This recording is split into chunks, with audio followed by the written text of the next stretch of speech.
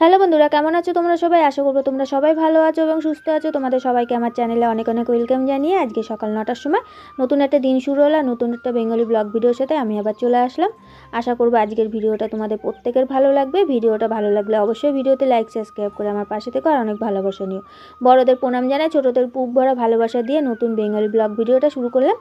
আর কালকে তো প্রচণ্ড পরিমাণে ঝড় গেছে, আর আজকে সকালবেলা যেহেতু ঘরের ভিতরে অনেক জল ঢুকে গেছে জানলা দিয়ে, আর কালকে ঝড় বৃষ্টি হয়েছে, প্রচণ্ড ঝড় বৃষ্টি হয়েছে, তার জন্য আজকে সকালবেলা ঘুম থেকে উঠতে পারিনি। আজকে কালকে তো কারেন্ট চলে গেছে, আর আজকে সকালবেলাও কারেন্ট নেই।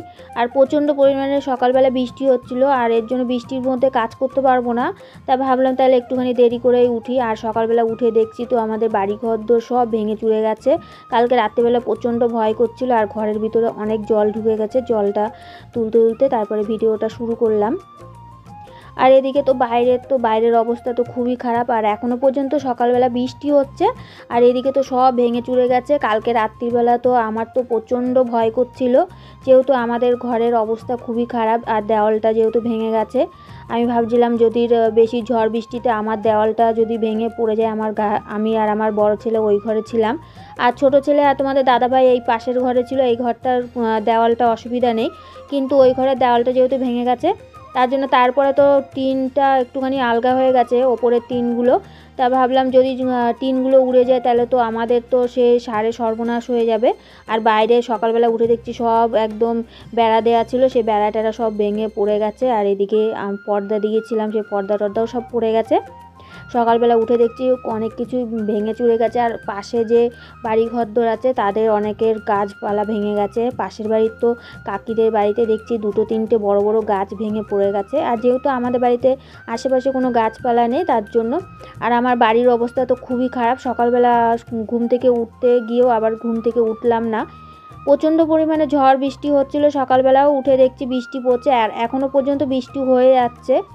আর আমার তো ঘর দুয়ার চারি সাইডে ভাঙাচোরা, যার জন্য জল ঢুকে গেছে। এদিকে তো জলটাও চলে গেছে, পাশের বাড়ির থেকে জল নিয়ে আসলাম টেনে টেনে এনে এখন ঘর দুয়ার সব পরিষ্কার করছি।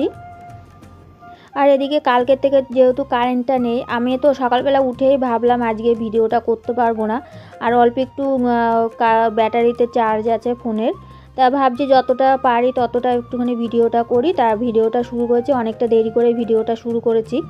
আর এদিকে কাজ করতে করতে এদিকে তো সেই বৃষ্টির জলে আমি ভিজে যাচ্ছিলাম। রান্নাঘরটা পরিষ্কার করে নিলাম, আর বারান্দাটা ভালো করে ঝাড় দিয়ে নিই। আর এদিকে বারান্দাটা প্রচণ্ড পরিমাণে কাদা কাদা হয়ে গেছে, আর নিচে যেহেতু কাদা কাদা তার জন্য বারান্দাটাও কাদা কাদা হয়ে গেছে। তার জন্য ভাবলাম যে বালতি করে জল নিয়ে এসেছি পাশের বাড়ির থেকে, বারান্দাটা পরিষ্কার করে একবারে সব কাজ বাজ সেরে চান করে নেব। আর বৃষ্টির জলে তো এমনিতেই ভিজে গেলে পরে তারপরে তো আবার ঠান্ডা ঠান্ডা লেগে যাবে আমার। তো চলো, এদিকে তো বারান্দাটা সে জল নিয়ে নিয়ে ভালো করে পরিষ্কার করা হয়ে গেছে। মোটামুটি যতটা পারলাম ততটা করে দিলাম। আবার জোরে বৃষ্টি আসলে পরে তারপরে দেখা গেলো আবার কাদা কাদা হয়ে যাবে। আর ঘরের অবস্থাও তো খুব খারাপ ছিল, ঘরটা পরিষ্কার করে নিচ্ছি সকালবেলা। আর এদিকে জুতোগুলো বাইরে ছিল, আবার এই জুতোগুলোর মধ্যেও কাদা ঢুকে গেছে, জুতোগুলো ভালো করে পরিষ্কার করে দিয়েছি। তা চলো, এদিকে তো আমার সেই বারান্দা টারান্দা সব পরিষ্কার করলাম, আর ঘরটাও পরিষ্কার করে চলে এসেছি। বাসন অল্প কটা আছে, বাসন কটা বারান্দাটা পরিষ্কার করে তারপরে যাব এদিকে বাসন। আর আমাদের বাড়ির সামনে এই সামনেটা কি বলবো, এত পরিমাণে তুলসী গাছ হয়েছে, তুলসী গাছের জন্য সে ঠিকভাবে ঝাড় দেওয়া যায় না। তা এদিকে বারান্দাটা পরিষ্কার করে বাসন অল্প কটা আছে, আর প্রচণ্ড পরিমাণে হাওয়া দিচ্ছে। এদিকে বাসন কটা মেজে নেব, তাড়াতাড়ি করে বাসন কটা মেজে তারপরে আমি আবার বাথরুমে জল নিয়ে বাথরুমে যেটুকুনো জল ছিল সেটুকুনো দিয়ে তো আমি কাজ সেরে নিলাম। আর অনেকগুলো জামা কাপড় ছিল, যা বাসন যে কটা ছিল সেই কটা আমি তো মেজে ঘরে রেখে আসলাম। আর কালকে এসে আমরা পাশের বাড়ি বাল্য ভোজন ছিল, সেখানে গিয়েছিলাম।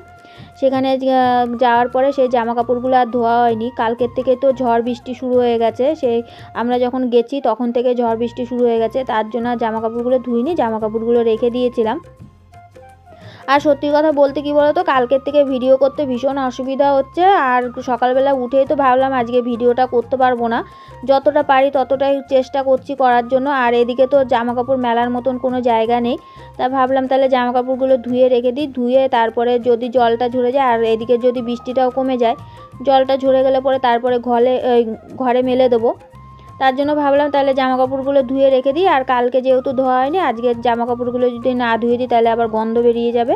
তার জন্য জামা কাপড়গুলো ধুয়ে বাইরেই রেখে দিই আর একবারে চান সেরে চলে আসবো। আর এদিকে তো আমার চেয়ারটা পুরো ভিজে গেছে, চেয়ারটা মুছে আবার ঘরে নিতে হবে। আর যেটুকুনো জল আসে আমি চান করে নেবো, চান করার পরে দুপুরবেলা যদি জল আসে তখন আমি আবার জল ভরতে হবে।